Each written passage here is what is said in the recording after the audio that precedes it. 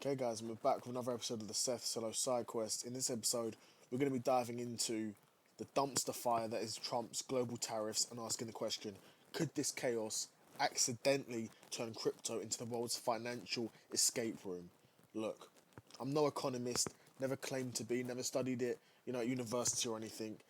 But when a guy slaps on a 46% tariff on Vietnam just for existing, and suddenly your morning coffee costs $20 because of, global supply chains, businesses are sweating harder than a TikToker at a parent teacher conference.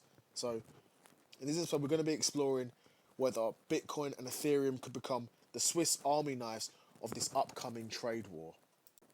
Okay, firstly, let's break down Trump's tariff strategy, which is about as subtle as a flamingo in a snowstorm. Basically, taxing everything imported into the US at 10% baseline, 34% on China, and 46% on Vietnam. Why? All to make America great again. Or as I call it, make Walmart shelves emptier again. Now, why does this matter? iPhones now cost a kidney. Apple is sweating bullets. A 30% price hike on iPhones, that's like charging extra for oxygen. Car companies are going to be crying. Ford and GM factories in Mexico suddenly facing 25% tariffs? Congrats. Your Ford F-150 now costs as much as a private jet. And thirdly, global recession fears. Economists are predicting a 1% drop in GDP, meaning your 401k might very well soon be a modest cardboard box. But here's the kicker. Tariffs are taxes in disguise.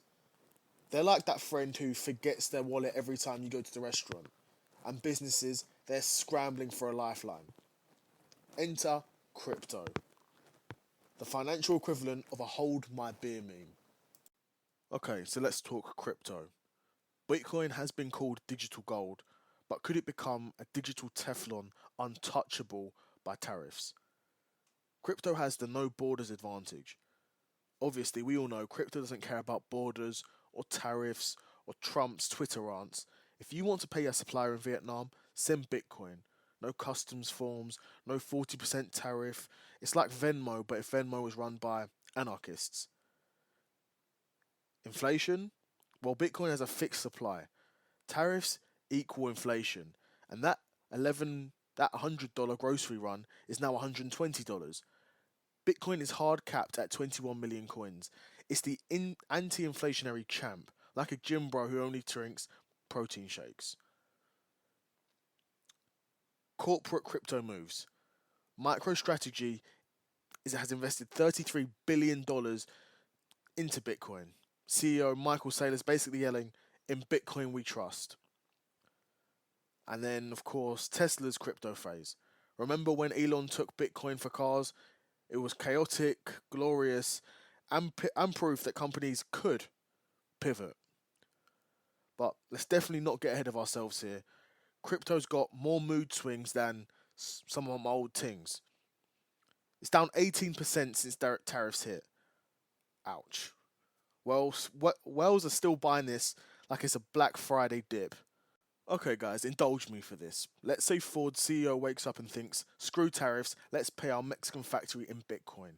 Here's how that would play out. Step 1, Ford buys $10 million in Bitcoin. Step 2, they send it to Mexico. No tariffs, no banks, no 25% surprise fee. And step 3, factory converts Bitcoin to pesos. But wait, it's not that simple. Or is it? Bitcoin can drop 10% overnight. Congrats, your factory's now a meme. The SEC find out, oh, you're trying to use crypto to avoid tariffs. You're expecting a lawsuit, my friend. And to be honest, most businesses still run on Excel spreadsheets, not the blockchain. There would be a lot of companies still run the old school way.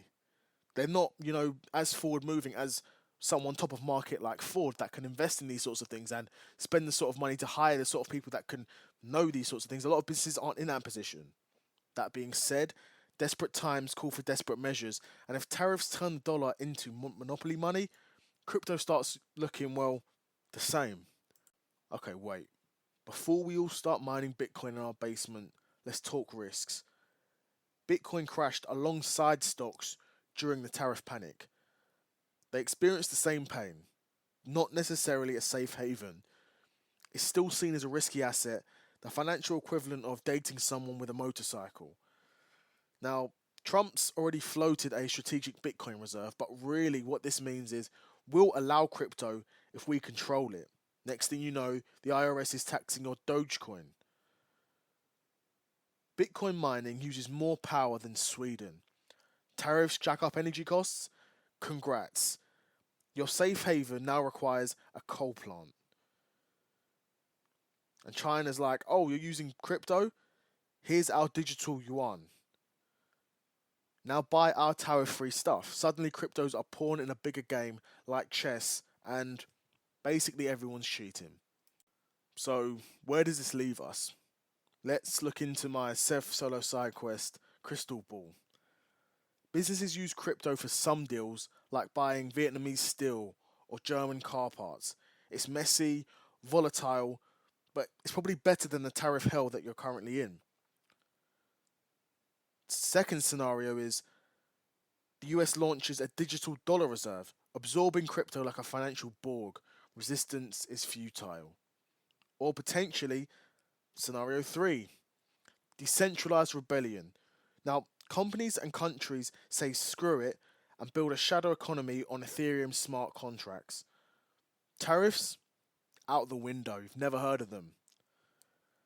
And the takeaway is crypto's not a magic fix. It's a fascinating experiment, but will it save us from tariffs? Maybe. Or will it create new problems? That seems more likely, but hey, that's capitalism for you, bro. So I guess the question I'm asking you is, should you sell your car and buy Bitcoin to dodge tariffs? Probably not. But keep an eye on the crypto space. Crypto's the underdog in a game where the rules change faster than Trump's hairstylist. Now let me know in the comments, would you trust crypto over the dollar in a trade war? And if you've ever paid for pizza with Bitcoin, let me know.